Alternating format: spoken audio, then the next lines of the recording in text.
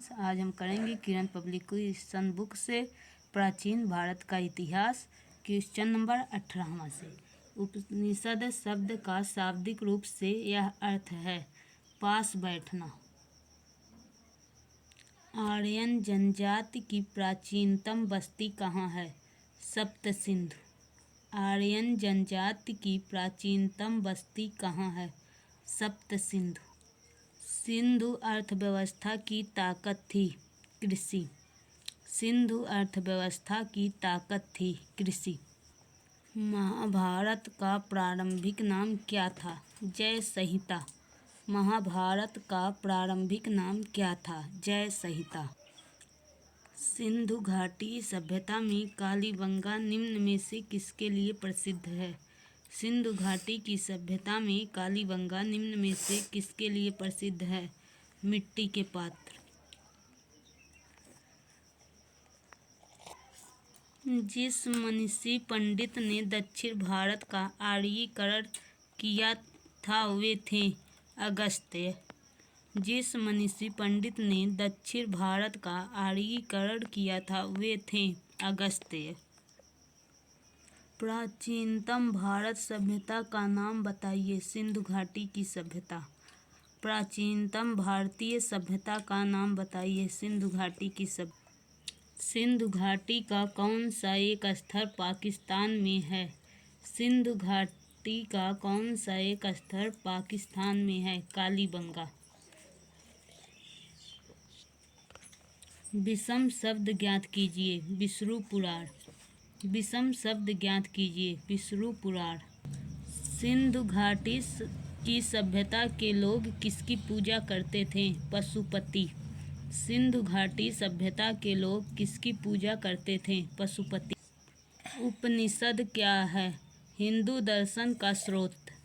उपनिषद क्या है? हिंदू दर्शन का स्रोत। निम्नलिखित में से किस वेद को जादू, चमत्कार तथा मंत्र दिया गया है? अथर्ववेद। निम्नलिखित में से किस वेद में जादू, चमत्कार तथा मंत्र दिया गया है? अथर्व।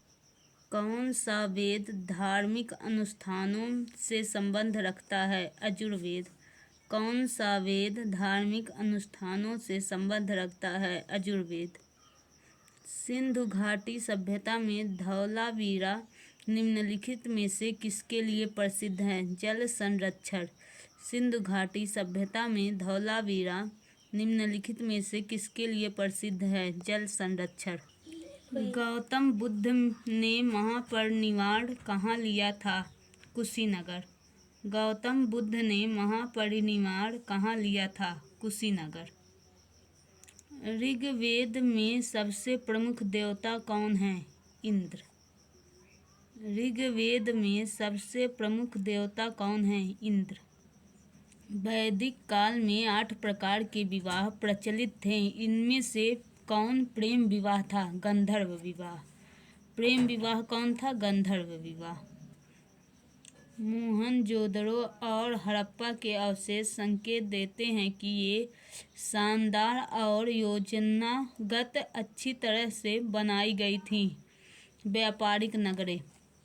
मोहनजोदड़ो और हड़प्पा के अवशेष संकेत देते हैं कि ये शानदार और योजनागत अच्छी तरह से बनाई गई थी व्यापारिक नगरें। निम्नलिखित में से कौन सा वेद वेदत्रयी का भाग नहीं है? अथर्ववेद। अथर्ववेद वेदत्रयी का भाग नहीं है। निम्नलिखित में से कौन सा वेद वेदत्रयी का भाग नहीं है? अथर्ववेद। किस नदी के निकट ऋग्वेद सभ्यता सबसे अधिक स्थित थी? सरस्वती। किस नदी के निकट ऋग्वेद सभ्यता सबसे अधिक स्थित थी? सरस्वती। हड़प्पाई स्थल मांडा किस नदी के किनारे स्थित था? हड़प्पाई स्थल मांडा किस नदी के किनारे स्थित था? चेनाब।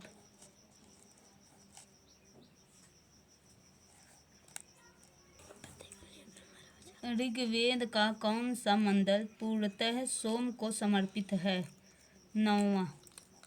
ऋग्वेद का कौन सा मंडल पूर्णतः सोम को समर्पित है? 9वां। निम्नलिखित में से किस हड़प्पा केंद्र के बारे में माना जाता है कि मेसोपोटामिया के साथ सीधा समुद्री व्यापार था? लोथल।